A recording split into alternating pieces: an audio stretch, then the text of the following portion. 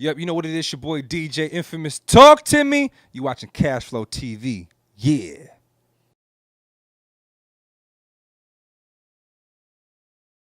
What's good, world? It's your main man DJ Cashflow. This Cashflow TV, and I'm sitting here with one of the hottest DJs, not just the ATL, the world.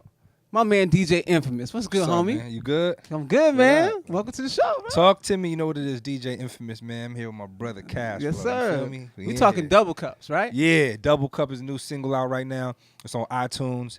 It's on your radio. It's crazy. Before we get into that, man, let's take it back some, man. Okay. Like Infamous, how'd you get the name? You know what? I was 12 years old. I first started to DJ, and I was graduating from 8th grade. Okay. And my best friend, he was like, yo, let's throw a party for all the 8th graders. So I'm like, all right, cool. You know what I'm saying? I was like, I wanted to get into this DJ thing anyway. Right. So he was like, all right, you gonna DJ.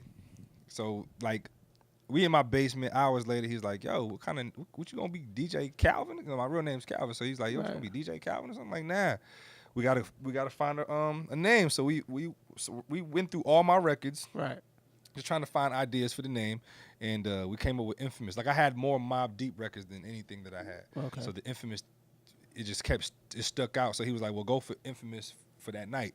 So I'm like, all right, cool. So I went Infamous for that night. You know what I'm saying? So the people that didn't know me was calling me that, like, after that. So Right. it kind of just stuck. Because I was going to change it. Like, I was going to change it to, like, it was something like DJ Crazy Hands or something. Like it was some crazy name. I thought it was goofy, but Infamous stuck, and then I just stuck with it. And then when I got to high school, like, the people just kept calling me Infamous from the little parties that I was doing. It just stuck, man. Those must be some classic parties. They just remember. Listen, like, yo, you're talking about an 8th grade party, and you got freshmen in high school, sophomores in high school, and juniors coming to an 8th grade party. Yeah. Like, that was big. And now, and let me tell you, at that time, I only had 20 records.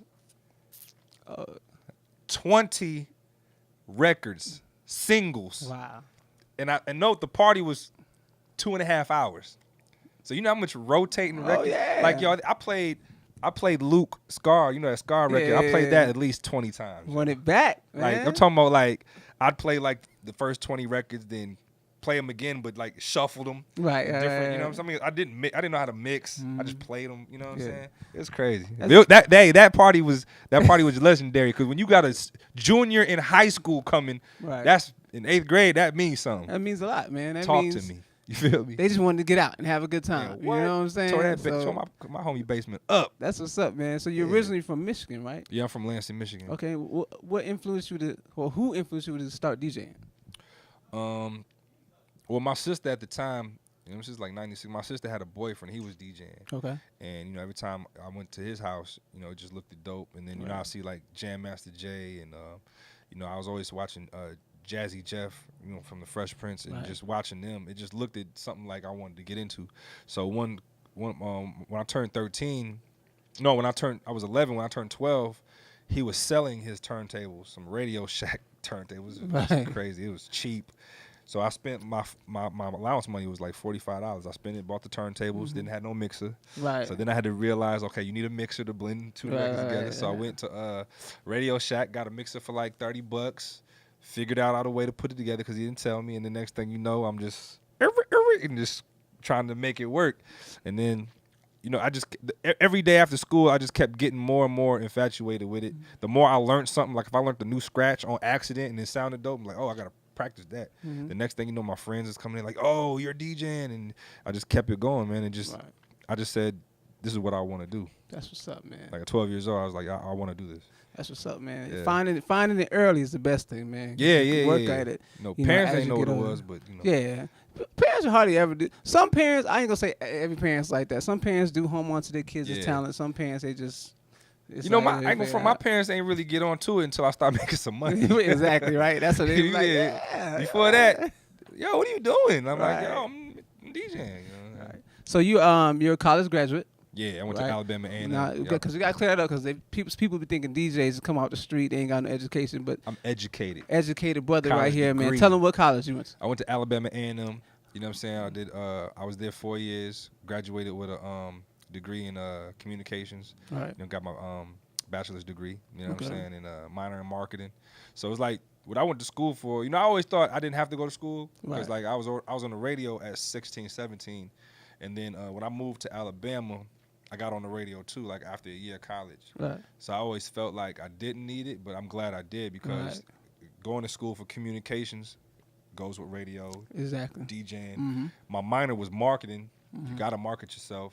You got to know how to promote and strategically plan and market yourself. So it all worked out hand in hand. That's what's up, man. Yeah. Tell us a little bit about Alabama A&M, them days. Like, man, them days was crazy, man. It was like I wasn't on college radio, so you know what I'm saying. I was on the city station, so it was like I was a kid, you know what I'm saying, and doing like a lot of grown stuff. You know what I mean? It was crazy. Like when you put two teenagers, shout out to my brother Ephesi, when you put two teenagers in a radio station and you know you don't really know the rules, you kind of break them and do a lot, you know. But it was crazy because we did a lot of stuff, man. I met a lot of artists through that radio station, like booking a lot of artists like Lil Flip, Lil Jon, you know what I'm saying, CeeLo, Ray J at the time, you know what I'm saying. There was a lot of Lil Scrappy. I'm talking about Crime Mob, early Crime Mob. Like we did a lot of that, and it was a good learning experience for me to get to a bigger level. Like I did so much in those 4 years on the radio side that when I got to Atlanta V103, it's like I kind of already knew how to do it. I just had to learn on a bigger level. And you know, back in the college days, when you in college but you want to sit the main city station, you do a lot of wild stuff, man. I'm talking about a lot of X-rated, a lot of it's not organized. Nah, I'm talking about like, you know, let's say if my partner Ephesi did a shift from 10 p.m. to 2 a.m. on a Saturday. Right.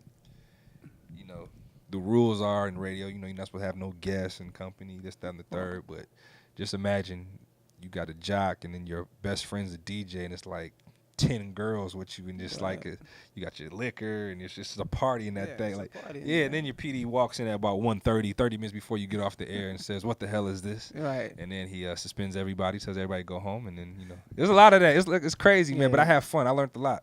That's crazy. How the story goes. Yeah, and that's how crazy. It ended. Great memories though. Good story. Man. And salute to Ephesi. He down there in Miami, man. 99 Jams. What's that? Yeah, he's at 99 Jams down in Miami. Man. You know what I'm saying? That's my brother. We started out together in 2000. We was freshmen in college, and we just clicked from then. And then, you know, he doing his thing, I'm doing mine. You know what I'm saying? So how'd you get over to V103? Fast forward. What I did was my senior year of Alabama A&M, I felt like I had already did everything I could do. Right.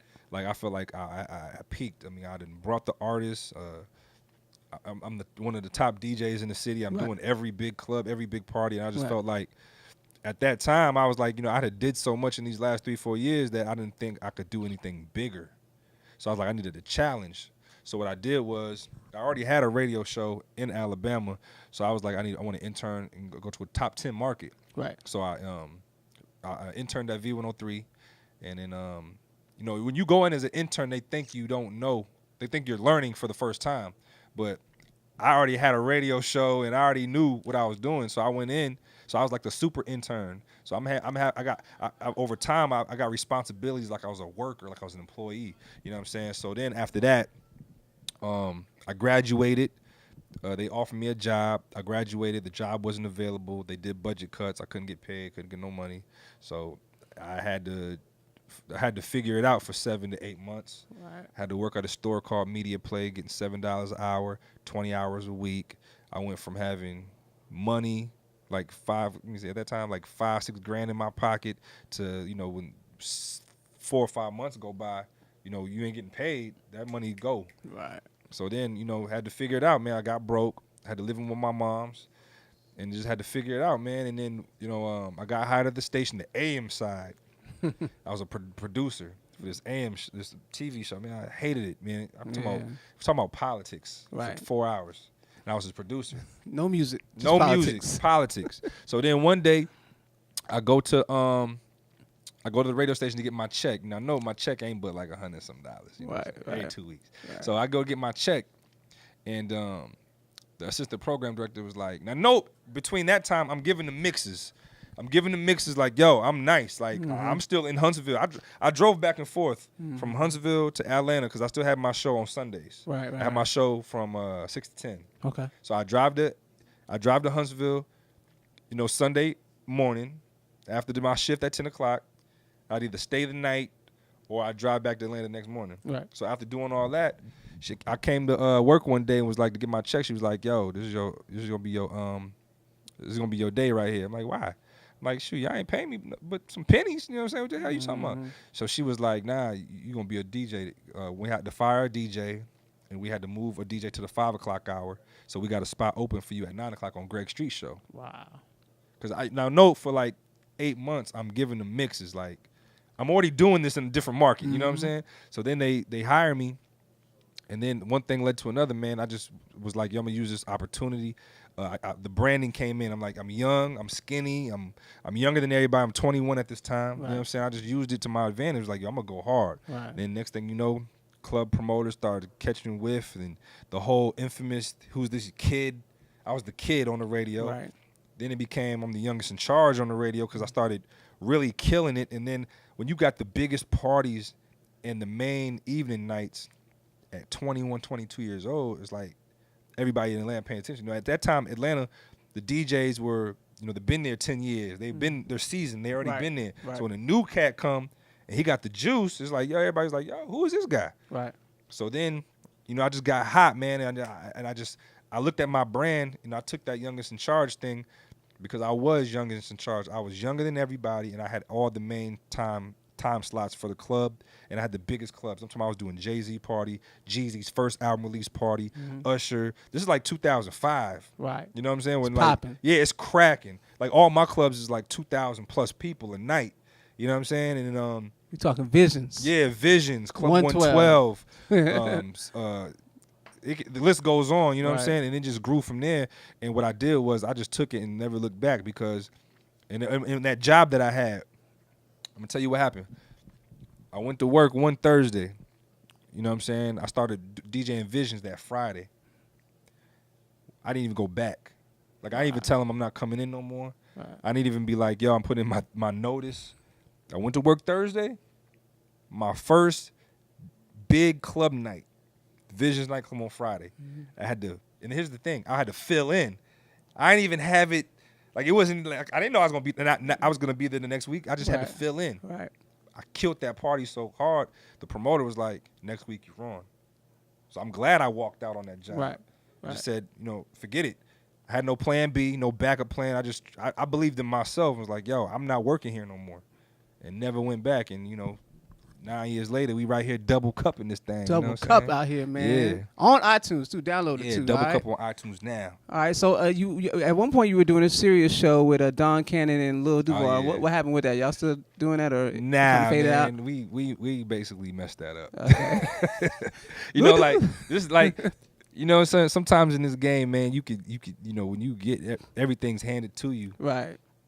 Excuse me, you can get big headed and, think you don't need certain stuff, but I love Sirius. I love Satellite. We just messed it up, man. Yeah. It was a point in time where, when Lil Duval was on, he just kept getting bigger and bigger, so he just kept getting more and more shows where we couldn't do the show with him. So we just had to pre-record him and playing the same drops that he did. You know what I'm saying? To chime him in, and then Cannon at the time, he was producing too. He just kept getting bigger and bigger, and then I ended up getting my own radio show on V103 on Saturday 6 to 10. So when I got that, then my head's even getting bigger. Right. So then it's like when it came to the show, it's like I was just like whatever. Yeah, and then let it fall out. It's too much going on between three people. You know what I'm saying? But I just did it the wrong way though. Right, you know what I'm saying? I did it the wrong way. A year later, I realized dang, I should have never gave that up, or I should have treated it like I would have this show, because this Sirius is major, it's still major. Yeah. You know what I'm saying? So I messed that up, and then I repaired that relationship. I flew myself to New York just to, when you make mistakes, you gotta man up and own up to it, and then you know what I'm saying. So what I did was I flew myself to New York, passed that relationship back up because they was tight with me. Right. I was there for 3 years. They gave me 3 shows. I had a show with Jeezy before the one with Don Cannon, Luda Duval. I had a show with Jeezy, and then I had my own show before that. Wow. So yeah, so we patched that up, and shout out to everybody at Sirius, man. That's the family right there. They hold me down. We good. You know what I'm saying? I wish I had that show though. I should have never gave it up. Yeah, The show man. was dope. It You was never dope. know. There's new opportunities come open all the time, man. You I gotta be hope optimistic so. about it. So Straight up. and you also were doing the most access. Yeah, I was your doing the own most type access. show. Yeah, with that was you can go on YouTube, check out the most access. Me and my man Ty One, we had our own TV show that we was doing. I was trying to become at that time I was trying to become a VJ. Right. So it's like I had two networks highlighting me. I had CW and I had Peachtree TV. You know what I'm saying? But we just couldn't get the numbers right. And then we didn't have no sponsors. You know, when you do TV show, you need sponsors. So we couldn't get no sponsors. But the shows was actually dope. It was, you know, the shows was hitting World Star. It was hitting Vlad TV, all those sites. And we just kept doing it as long as we could, man. But once we got one sponsor, but, you know, I think we needed like 3 or 4 to actually make it actually go. Yeah. But once we didn't get them, we just kind of let it go and just, you know, kind of faded it out. I missed that show. I had some great interviews. Yeah, I checked out some of your interviews, man. Yeah. Wendy Williams one was kind of entertaining. She was like, yeah, it was funny. She was drunk. It seemed like she was. I mean, I caught her. Her and her husband was kicking it. Yeah. You know, she's in the party, and nobody knew I was coming to this party with this camera. Right. So it was all like, and I was like, I love the ATL. I'm gonna give me a 22-year-old. Right. Like, yeah. So I'm catching everybody, and they drunk, and you know, Wendy's just like. Infamous. Don't ask me no silly questions. Right. Infamous. You know what I'm saying? It was funny. She's cool though, man. Cool yeah, people, most cool. definitely, man. So now you Ludacris DJ. How does you and Luda link up? You know, I've known Luda. I used to intern at DTP when I was intern at V103. Right. I used to intern at DTP the same time. The offices was like 5 minutes away from each other. I used to walk back and forth. You know what I'm saying? I was on the street team with DTP. And I've known them for years, you know what I'm saying? Yeah. So being in radio and V103, you know, I've known all the, you know, I got relationships with all of them. So what happened was Ludacris he fired his DJ that he had at the time. He was looking for a new DJ. They called me up, asked me if I could do 12 countries in 15 days. You know what I'm saying? I happily accepted. Oh, yeah. You know what I'm saying? And we international, baby. Exactly. International. Like I had one stamp on my passport at that time, you know what I'm saying? And I did that, and they was like, you know, he liked the vibe. He liked what I was bringing to the table, and I liked my vibe. He was like, yo, do you want to be my permanent DJ? I'm like, hell yeah. You know what I'm saying? Cha-ching. You feel me? And then I was just like, and then on side of that, said cha-ching. On the opposite side of that, you know, I always told myself I wanted to use radio to get into different avenues. Right. So, you know, Luda, with him having his own liquor, headphones, he's into real estate heavy. He does movies. He has so many businesses. Besides the money and the traveling and, you know, the accolades of being his DJ, I felt like I could learn a lot from him too. Right. You know what I'm saying? So like, I know when I first got, like, I've known Chris for years, but as far as like being with him, like, you know, on the road, you know, it's get more personal. You know what I'm saying? I used to pick his brain a lot, so I used to ask him questions all the time. I know probably times he'd be like, yo, Infamous asks a lot of questions. Right. You know what I'm saying? Like, I remember one time, you know, like one time I had my, when I had my, my daughter, my fourth child, my daughter, you know what I'm saying? There was so much going on. Like, I didn't tell him exactly when I had the baby. Right. I told him like 2 days later. So I was like, yo, I had the baby. He was like, oh, when? I was like, oh, 3 days ago. He was like, man, as much stuff as you ask me and talk to me about stuff, man, you just gonna tell me this late? Like I talk, like my thing with Chris is he's experienced everything that I probably want to experience. Right. So anything that I go through, I'll ask him. You know, same with Khaled, like what I'm doing now with the singles and stuff like that. If I run into a roadblock, you know, Khaled's the don of this DJ stuff right now. Right. You know, he's 10, 11 million records sold. So when I come to a roadblock, I call him.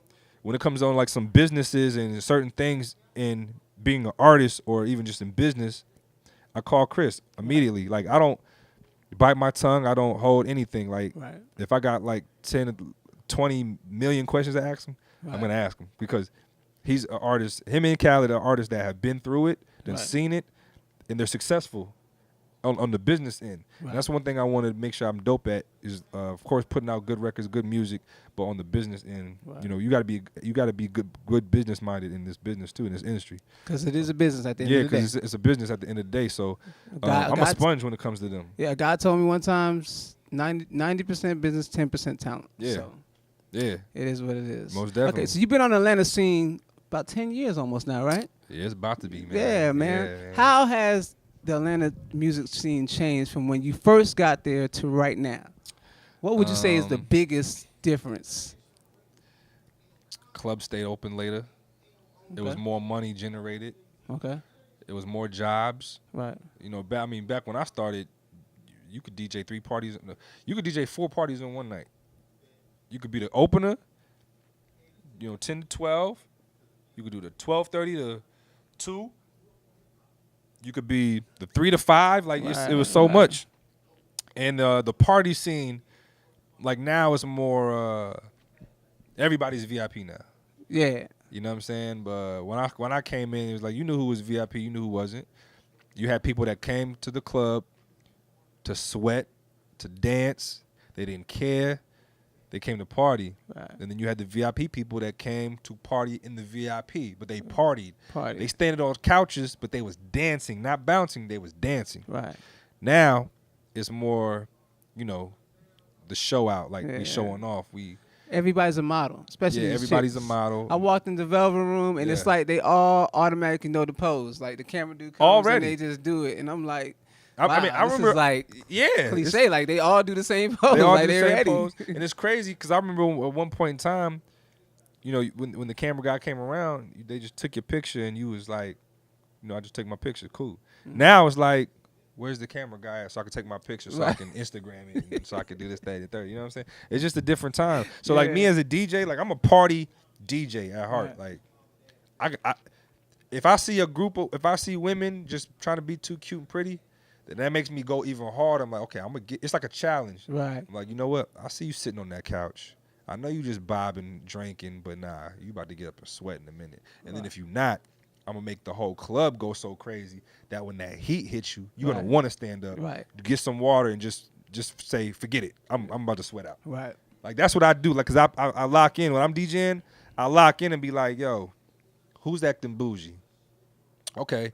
I go in. Let's say I can play the hottest record. They still not doing nothing. Right.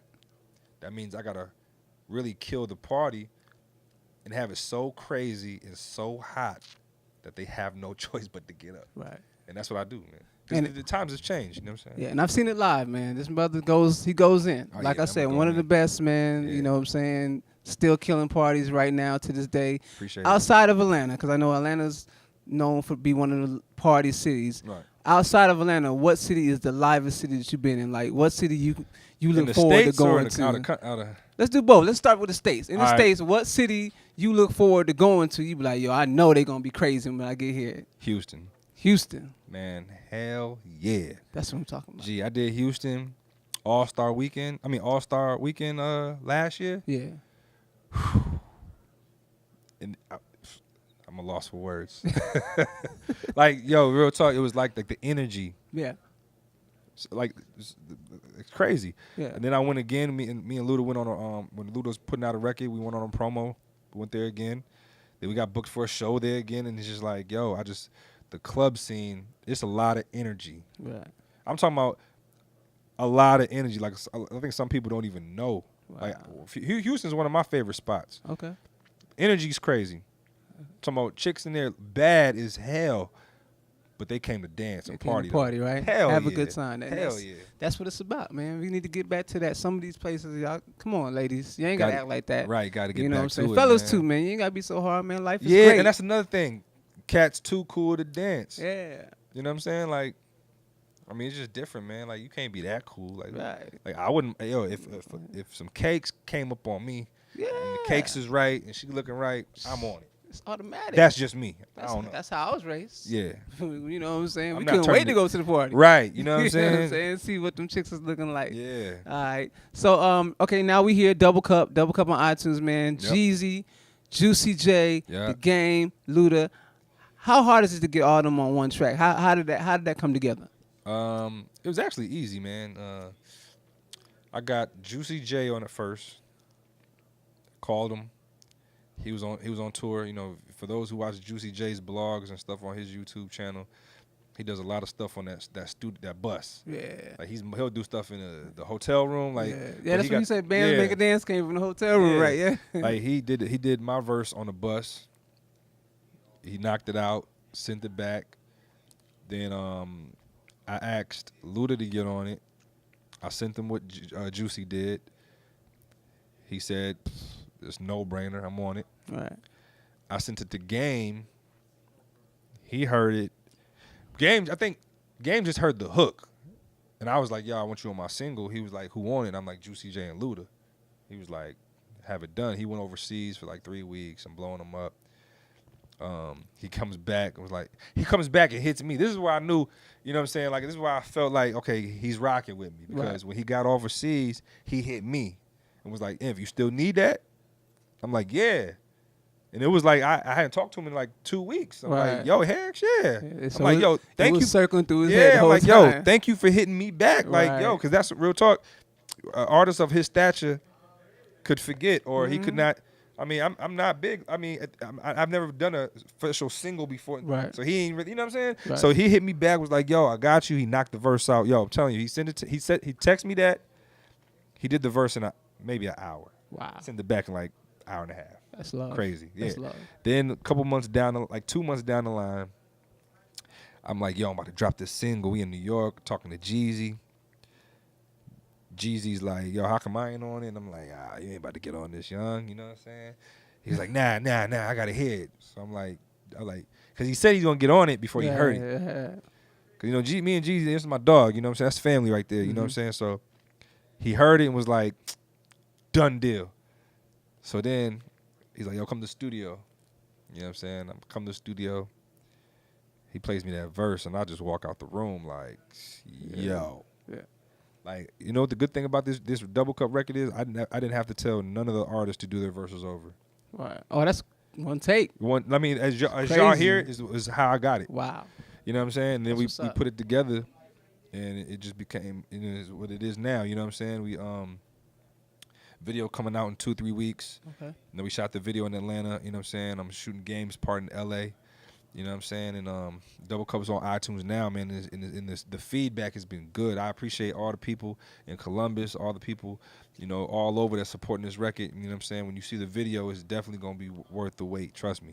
Salute to you for that record too, man. It's hot, appreciate man. it. You know, I got in the mix. You know, your boy Cashflow. Yeah. I got to rock with my boy. All so day, man. Yo, when I heard it, I was like, wow. I was like, yo, Infamous got something here. Like, Yeah. that's what's up, man. Yeah, you know, my Double Cup, my record represents everything. Right. Whatever you want to put in. Oh yeah. You know, you want to put Ciroc, you want to put milk, water, juice, champagne, conjure, whatever you want to put in your Double Cup. That's what mine represents. Like, you know, it's it's heavy in the Texas culture.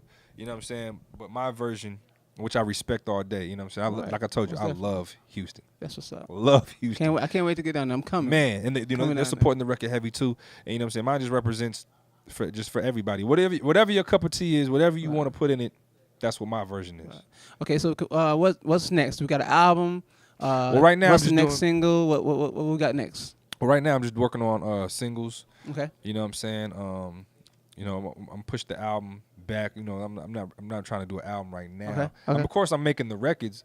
I'm just not trying to put it out. You know, I want to get my branding out there more, and I want put out more singles, like my face be seen, get more familiarized with the public, and let them know who DJ Infamous really is. You know, it's gonna take more than 1 or 2 records for them to really know who DJ Infamous is, or even to recognize my face to go with the record. Right. You know what I'm saying? So I'm gonna keep building the brand. You know what I'm saying? You know, probably get to the album about a year or two, you know, something like that. Oh, yeah. And when he does the vlog, you're going to see this. It's going to be part of the whole Infamous blog. Definitely. You know, he's everywhere. He's traveling now. He's on this road. He's in this road. Cashflow, baby. He's out there with Luda. My man is working, man. Yeah, so I salute that all day, man. I appreciate it. Last question, man. Your top 5 legendary DJs. Ain't got to be in no specific order. Just the top 5 legendary DJs that you can't wait to see what they're going to do when they get on. Kid Capri, DJ Jazzy Jeff. I put Khaled in there because of just of everything he's accomplished. Right. You know, a lot of people nowadays haven't really seen Khaled really DJ because he's been more like a mogul and artist, but Khaled can really get busy. Get busy. Yeah. Okay. Hold on. Kid Capri, DJ Jazzy Jeff, DJ Khaled, Funk Master Flex, and myself. You have it. Yeah. Right there, man. I think Most I'm definitely. dope. Hey, I I seen your dope, boy man. asking Like, though. If real you talk. ever in ATL, Compound, Rain. Where else we at? Privé. Blue Flame. Blue Flame on Mondays. Yeah, Blue Flame on Mondays. I gotta come up there, man. Yeah, I heard you it's gotta come. popping on Mondays. Yeah, you gotta come. You gotta come. Blue Flame on Mondays. You gotta get those dances. We got cakes. I'm not talking about cupcakes. And All right, man. I appreciate you coming down. Most definitely, brother. Word. Keep doing that work. Double Cup on iTunes right now. Make sure you download that. Heck yeah. Give them your personal information, your Instagram, Facebook, Twitter, how they can reach you. They want to book you for a show, come turn up their party, everything. I bet. If you want to book DJ Infamous, hit me up at infamy, ENT, worldwide at Gmail. Infamy, INFAMYENT, worldwide at gmail.com. You can hit me on that Instagram, DJ Infamous, DJINFAMOUS, and hit me on that Twitter, DJ Infamous ATL. Talk to me. And that's what it is, man. Yeah. Yo, Double Cup on iTunes. Make sure y'all go download that right now. Support my man. We out here trying to work. We just trying to eat, you know what I'm saying? Feed the babies and all that good stuff, that, man. and I got them, too. Yo, make sure y'all follow me on Instagram at DJ Cashflow9, same as Facebook and Twitter, man. Hey, don't forget, man. Double Cup is on iTunes, so make sure you download that. Most definitely salute to the heavy hitters. Videos coming We the soon. best. Everybody, Luda, the whole fam, most definitely, man. Hey, man, subscribe to my YouTube page. It's DJ Cashflow TV on YouTube. Make sure y'all check me out. We working out here, man. I appreciate you coming down, brother. All day, Sit man. with You fan, man. All day. Come on. You know what I mean? You already know, man. Cashflow TV, my dog, DJ Infamous, Double Cup. We out.